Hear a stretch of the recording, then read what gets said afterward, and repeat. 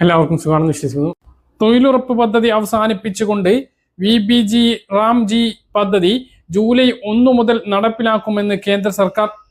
5ഇടത്തെ നിയമസഭാ തെരഞ്ഞെടുപ്പ് ഫലം പുറത്തു വന്നതിന് പിന്നാലെയാണ് കേന്ദ്ര സർക്കാരിന്റെ പ്രഖ്യാപനം. ഒന്നാം മൻമോഹൻ സിംഗ് UPA സർക്കാർ കൊണ്ടുവന്നിട്ടുള്ള 2 പതിറ്റാണ്ട് പഴക്കമുള്ള മഹാത്മാഗാന്ധി ദേശീയ ഗ്രാമീണ തൊഴിലുറപ്പ് പദ്ധതിയാണ് ഇതോടെ ഇല്ലാതെയാകുന്നത്.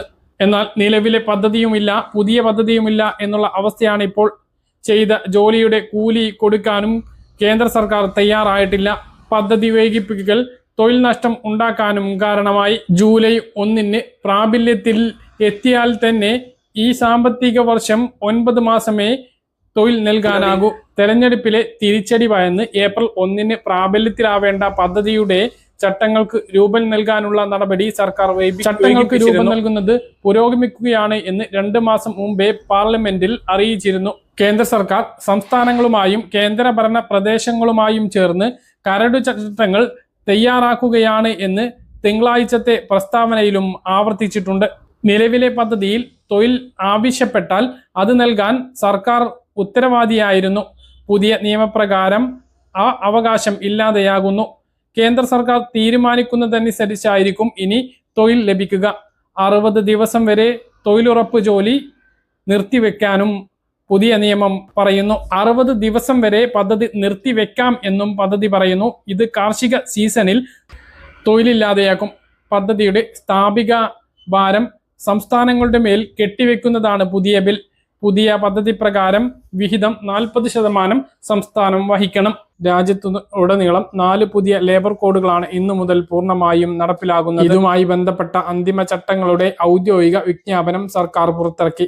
ഇതോടെ 29 വ്യത്യസ്ത തൊഴിൽ നിയമങ്ങൾ പിന്തുടരുന്ന പതിറ്റാണ്ടുകൾ പഴക്കമുള്ള രീതി ഇന്ന് അവസാനിച്ചു.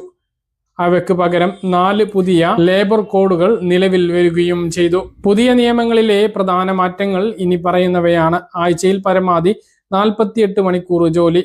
പുതിയ നിയമപ്രകാരം ജോലി സമയപരിധി നിശ്ചയിച്ചിട്ടുള്ളത് ആഴ്ചയിൽ 48 മണിക്കൂറാണ്. അതിൽ കൂടുതൽ ജോലി ചെയ്യാൻ ഒരു ജീവനക്കാരനെയും അനുവദിക്കില്ല. വിവിധ വ്യത്യസ്ത മേഖലകളിൽ ജോലി സമയത്തിലുള്ള അനിശ്ചിതത്വമാണ് ഇതോടെ മാറുന്നത്. കൂടാതെ കമ്പനികൾ ആഴ്ചയിൽ 1 ദിവസം നിർബന്ധമായും അവധി നൽകണമെന്നും നിയമപരമായി നിർബന്ധമായിട്ടുണ്ട്. അധിക ജോലിക്ക് അധിക വേതനവും നൽകണം. അതായത് ഷിഫ്റ്റ് അവസാനിച്ച ശേഷവും ജീവനക്കാരെ ജോലിക്ക് നിർത്തുന്നുണ്ടെങ്കിലും പലപ്പോഴും അതിന് സാമ്പത്തിക ആനുകൂല്യം ലഭിക്കാറില്ല. പുതിയ ലേബർ കോഡ് പ്രകാരം ഈ രീതിക്കും മാറ്റം വരികയാണ്. ഇനി മുതൽ ഏതെങ്കിലും തൊഴിലുടമ 48 മണിക്കൂറിൽ കൂടുതൽ ജോലി എടുപ്പിക്കുന്നുണ്ട് എങ്കിൽ ഓവർ ടൈം വേതനം നൽകണം എന്നതാണ് നിബന്ധന. മറ്റൊരു പ്രധാനപ്പെട്ട കാര്യം, അപ്പോയിന്റ്മെന്റ് ലെറ്റർ നിർബന്ധമാക്കി. ചെറുകിട വ്യവസായങ്ങളിലോ അസംഘടിത മേഖലകളിലോ തൊഴിലാളികളെ നിയമിക്കുമ്പോൾ കൃത്യമായ രേഖകൾ നൽകാത്തതിനാൽ അവരെ എപ്പോൾ വേണമെങ്കിലും പിരിച്ചുവിടാൻ എളുപ്പമായിരുന്നു. ഈ പഴുതുകളും സർക്കാർ അടച്ചിട്ടുണ്ട്.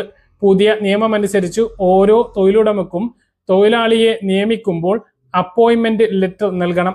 ഇത് തൊഴിലാളിയും കമ്പനിയും തമ്മിലുള്ള സുതാര്യത വർദ്ധിപ്പിക്കുകയും തൊഴിൽ സുരക്ഷ ഉറപ്പാക്കുകയും ചെയ്യും.